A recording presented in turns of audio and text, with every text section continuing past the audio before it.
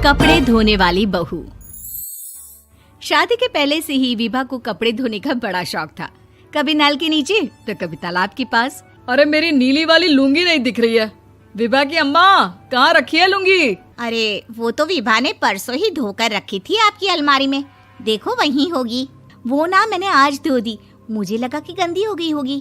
अरे कैसे गंदी हो गई थी? उसे तो मैंने पहना भी नहीं। हे भगवान, इस लड़की के कपड़े धोने की आदत से परेशान हो गया हूँ मैं। जितना तो घर में राशन नहीं आता, उससे कहीं ज्यादा डिटर्जेंट पाउडर का खर्चा है।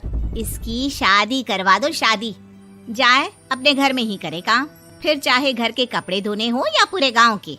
हाँ ठीक बोल रही हूँ, देखता हूँ मैं कोई लड़का। वो दिन भी आ जाता है जब विभा को देखने लड़के वाले आ जाते हैं। लड़की मुझे अच्छी लगी। होने वाली सास कहती है, बेटी अगर कुछ पूछना है तो पूछ लो। वैसे तो हमारी लड़की बहुत ही शर्मीली है, जो बोल दो वो मान लेती है, इसे क्या पूछना होगा। अरे कैसी बात कर रही हो माँ, मुझे इन लोगों के घर रहना है, सवाल तो कई है। हाँ हाँ बेटा, पूछ लो ना, क्या पूछना है।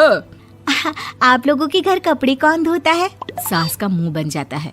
देखो, अगर तुम ये कहना चाहती हो कि तुम्हें कपड़े धोने नहीं आते तो सुन लो, कपड़े मैं ही धोती हूँ, लेकिन तुम्हारे आ जाने के बाद मैं रुमाल तक नहीं धोऊंगी। अरे चुप रहना भाग्यवान, बहू बेचारी घर आई नहीं, उसे डराना शुरू कर दिया।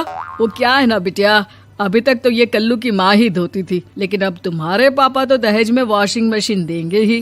तभी विभा की माँ बोल पड़ती है, सवाल भी पूछा तो क्या। वैसे भाई साहब, मशीन की तो फिर भी कपड़े धोने की कैपेसिटी होती है। मतलब जो बिटिया दे रहे हैं ना विभा, इसे कपड़े धोने का बहुत शौक है। ये आप लोगों के क्या, आस पड़ोस गांव मोहल्ले सबके कपड़े धो दे और उफ तक ना करे।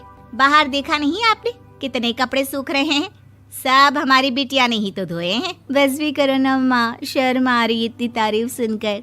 और तो और एक दाग निकाल कर दिखाओ तो मान जाओ। हाँ अच्छा, माफ करना बेटा, मैंने गलत समझा। हमें तो रिश्ता बहुत पसंद है। और ऐसे जुड़ जाता है रिश्ता कपड़े धोने का शौक रखने वाली विभा का। उसकी शादी हो जाती है कोयला फैक्ट्री में काम करने वाले कल्लू के साथ। शादी के बाद अचानक विभा चिल्लाती हुई सास के पास आती है। सासू माँ, अरे सासू माँ कहाँ है आप? ये तो धोखा है, धोखा दिया आप लोगों ने मुझे। इसे ससुर के चक्कर के बारे में पता चल गया। अरे तो उसमें तुझे क्यों धोखा मिला है? अरे नल में पानी नहीं आता, कपड़े कैसे कब धुलेंगे? अच्छा, तू पानी नहीं आ रहा उसकी बात कर रही है। तो आपने क्या सोचा? कुछ नहीं। अच्छा, तेरी माँ ने कहा था कि कपड़े धोने का शौक है तुझे, याद आया मुझे। शौक बोलकर कपड़े धोने वाले मेरे जुनून को कम ना आके सासू माँ, कपड़ा धोना मेरा गुरूर है। तभी पति भी वहाँ आ जाता है। अभी मैंने इसे सनी देओल की फिल्म दिखाई है, उसी के डायलॉग मार रही है माँ। अच्छा सुन, साफ बता रही हूँ, पानी सुबह 4 से 6 और शाम को 10 से 12 आता है, समझी? विभा टाइमिंग सुनकर हैरान हो जाती है। ये क्या भूतों का मोहल्ला है? सुबह 4 बजे उठकर कौन कपड़े धोता है? 4 बजे टंकी में पानी जाता है, फिर सारा दिन धोना ना, किसने मना किया? अरे कैसी बात कर रही हैं? 200 लीटर की टंकी में कितने कपड़े धो लूंगी मैं, सुबह ही उठ जाऊंगी मैं। अब क्या था, विभा सुबह 4 से लेकर रात के 12 बजे तक कपड़े ही धोती रहती। एक रोज सास पड़ोस से निकलकर कहीं जा रही होती है कि साथ वाली कहती है, हाँ कल्लू की माँ, जरा ये बताओ कि 2 साड़ी है, 2 ब्लाउज और एक पेटीकोट और एक नाड़े वाला लंबा कच्छा। हाँ तो? अरे तो क्या, कितना लोगी धुलाई ये बताओ। धोबन दिख रहे हैं हम क्या? हमारे पति सरकारी नौकरी से अभी रिटायर हुए हैं और बेटा सुपरवाइजर है कोयला फैक्ट्री में। धोबन समझ रखा है हमें। हाय रे कल्लू की अम्मा, माफ कर दो, वो तो मोहल्ले में यही सब बता रहे थे कि तुमने बहू को कपड़ा धुलवाने के काम में लगा दिया है। सास को पड़ोसन की बात सुनकर गुस्सा आ जाता है। वो घर पहुंचती है जहां घर के बाहर ही इतने सारे कपड़े सूख रहे होते हैं जितने कि किसी धोबन के घर पर। अरे ओ कल्लू की दुल्हन, बाहर निकल। माँ जी यहीं आ जाओ, बाथरूम में चादर धो रहे हैं हम। अरे अभी हम धोते हैं, तुमको बाहर निकलो। ये आस पड़ोस वाले बोल रहे हैं कि हम बहू से कपड़े धुलवा कर उसे कपड़ा धोने वाली बना दिए हैं।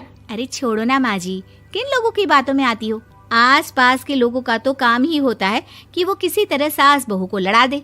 बहू सारे घर के कपड़े धोती है, ये क्या कम है? बोलिए। सास को भी लग जाता है कि वो बहू का ये सनकीपन नहीं छुड़वा सकती, इससे अच्छा है कि खुद ही चुप हो जाए। एक रोज सास और बहू मंदिर जाते हैं, जहाँ सास की साड़ी वहाँ खड़ी भीख मांगने वाली से मिलती है। माँ जी क्या बात है, आपकी साड़ी उस भिखारन से कितनी मिल रही है ना? हाँ हाँ देखो तो, दोनों की साड़ी मिल रही है। क्या बात है कल्लू की अम्मा, तुम खुद को तो अफसर की बीवी बताती हो और ऐसी सिंपल सी प्लेन साड़ी पहनकर घूमती हो। सिंपल और प्लेन नहीं है ये साड़ी। तो क्या सोने के धागे से फूल बने हैं? कुछ भी सासू माँ, कुछ भी। हाँ बने थे इस साड़ी में सोने के धागे से फूल। मेरे पति लेकर आए थे मद्रास से स्पेशली मेरे लिए 10,000 की। ताहे भाई साहब इस भिखारन के लिए भी सेम टू सेम साड़ी लेकर आए होंगे 10,000 की। सास उस वक्त तो कुछ नहीं कहती, लेकिन बहू के साथ घर आती है और अलमारी से एल्बम निकाल कर लाती है। ये साड़ी देख रही है, ये वही साड़ी है जिसे मैंने अभी पहना था। इस साड़ी में ये जो चमकदार फूल दिख रहे हैं ना, ये सोने के धागों से काढ़े गए हैं। लेकिन तू लोकल वॉशिंग मशीन ब्रश से घिस घिस कर सारे फूलों को निकाल कर साड़ी प्लेन कर दी। मुझे माफ कर दीजिए सासू माँ। और तो और, जब मैंने तुझे तेरी गलती के लिए कुछ नहीं कहा, लेकिन तूने तो सबके सामने मेरा मजाक ही बना दिया। क्यों? बहू को समझ में आ जाता है कि अब से उसका कपड़े धोना बंद।